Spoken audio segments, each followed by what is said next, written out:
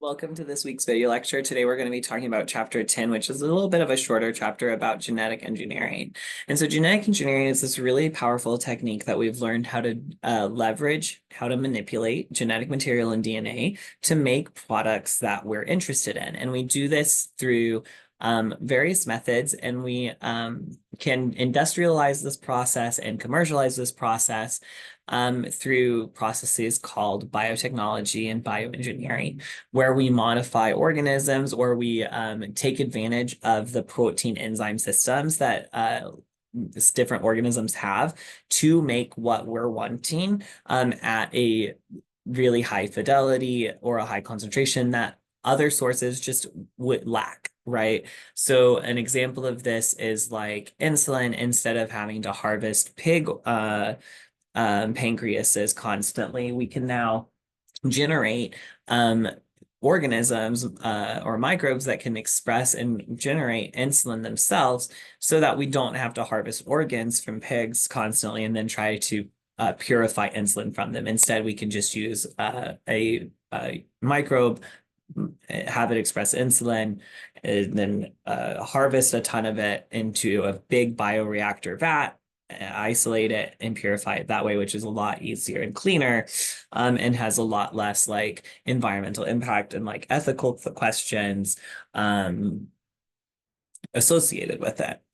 And so one of the big techniques that facilitates this process is recombinant DNA technology. Is the process of taking, cutting, and copying and placing DNA in situations that we can control its expression to make different things. And so we can say, well, this cell has some DNA we're interested in. We can take that DNA, we can make a lot of it, we can study it, we can make a lot of it, we can put it into a plasmid, put it into a bacteria, and then that bacteria can then make whatever that DNA usually makes. And so we can use it to make chemical protein, like chemical compounds and things like that, or we can enhance what the organism already has. So an example of this would be like golden rice and allowing it to have better vitamin composition. And so the DNA, being able to manipulate DNA, being able to understand like the structure of DNA kind of led to this, being able to find proteins and being able to purify those proteins, because those proteins already manipulate the DNA. So once we figured out what those proteins do, we can then kind of co-opt their function to do what we want it to do. We can duplicate our DNA, we can replicate our DNA within a tube using proteins. We can cut and cleave our DNA using proteins. And so let's go through, and we can do this, and we can generate DNA molecules of interest, and then we can insert them into organisms that we think that would benefit them. And this gives us things that are called genetically modified organisms, or GMOs, or transgenic organisms. Transgenic meaning genes from different, like, so the trans is different and the genetic is genic. So essentially it's genes from different organisms.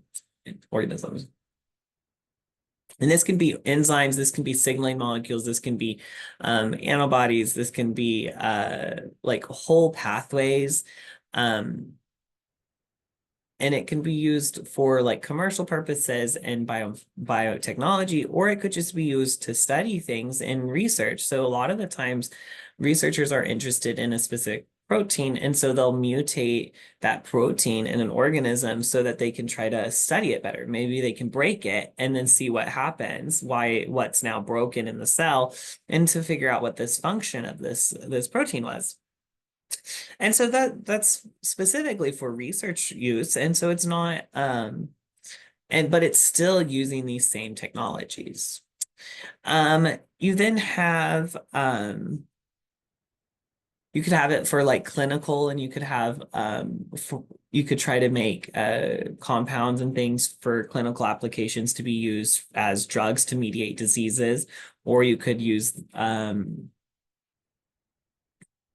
genetically modified organisms to boost the nutrient capacity of those organisms, or you can help bioremediate. An example of this would be like bioremediating an environment. So maybe you could take a bacteria and give it some genes that could help it digest some oil or hydrocarbons. And then when you put it into the environment, it can then help to digest those hydrocarbons a lot more easily and a lot more cost effectively than you would if you had to just manually clean it up. You then also have GMOs that could be, what else could there be? Um, I think that's enough for now.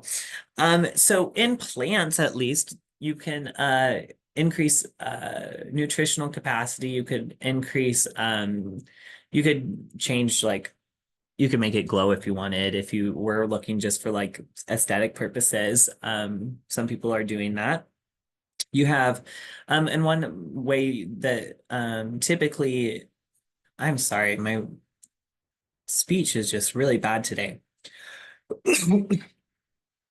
One way that you can genetically modify plants is through Agrobacterium tumefaciens, which is a bacteria that can can get into a plant cell, and it creates tumors within those plant cells. But what's interesting is in that invasion process to make that infection, it dumps in some DNA. So you can put the DNA of interest in this bacteria, infect your plant, and it can then put your DNA of interest inside the cell of that plant. Cells have that cell wall, and so it's really hard to get in there.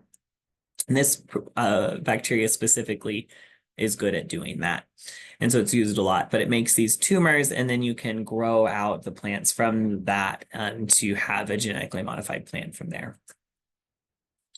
You can then have, here's some examples of some genetically modified crops of some like golden rice that increases vitamin A. You have soybeans and peanuts that have pesticides and herbicide resistance that will help reduce the amount of insecticide that is needed, or you have herbicide that helps it where you can manage your weeds better,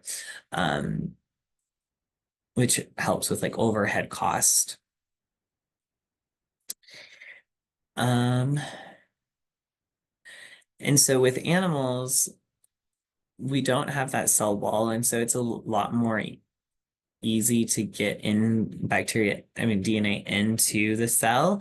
But because we are multicellular, if you're interested in changing the cells on my skin, you can change those cells by physically touching them and changing them, like obviously you'll be doing some kind of experiment to like change them, right? Like electroporating it or whatever, or putting a virus in there that can infect my skin cells. But it's going to be really hard to infect all of my cells. And so it's really easy to make transgenic animals when you're at these early stages in development with either just a fertilized egg, embryo, or a fetus that has a lot less cells, and you can do treatments a lot easier, a lot faster. But I will note that like there are viruses like adenoviruses that target the liver. And so when you take an adenovirus, it'll go to the liver, and most of the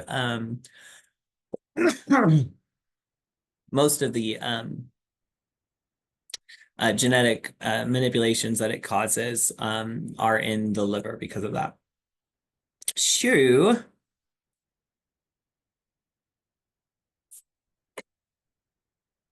Yeah, so when you infect these genes early on in development, you can infect all of the cells that they have instead of just a single cell type or a single organ. You can target the whole organism, and this allows you to do widespread genetic engineering to the whole animal. You don't have to, you could have systems, even if you did infect every cell, you could have regulatory systems that turn on or turn off the transgenic elements using similar inducible or repressible gene like cassettes like the lac operon or the arginine operon. Obviously, you would have not, I guess not obviously, but you would use a system that's compatible with the or that is known for the model organism or the type of organism that you're working with. So like operons are going to be for bacteria, but there'll be gene cassettes or the regulatory elements that people use for eukaryotes fairly regularly. But those are established in the literature. So again, you can have even organisms that work to create products that we can be utilized. We can make interleukin-2, which is like cytokines that help stimulate the immune system. You could have like sheeps that secrete silk proteins, and then you can crystallize those proteins into fibers to make it where you don't have to harvest like silkworms. Instead, you can just use the goat's milk to create really strong fibers in a I guess a different method and a different approach. The idea would be that it would be beneficial in some capacity though. And then you have gene therapies, which would be like, are you going to change the thing that is broken within the body with the correct version? And again, we talked about targeting every cell in the body is a little hard. And so are you going to be targeting a specific cell type, a specific organ? And like, for instance, if your liver is messed up with something, maybe the adenoviruses that target the liver could be an option. But another thing is like, for instance, like bone marrow or T cells, like there's the ability to take them out of the body and do transformation outside of the body and then reintroduce them back in. And those are what are called ex vivo therapies, where we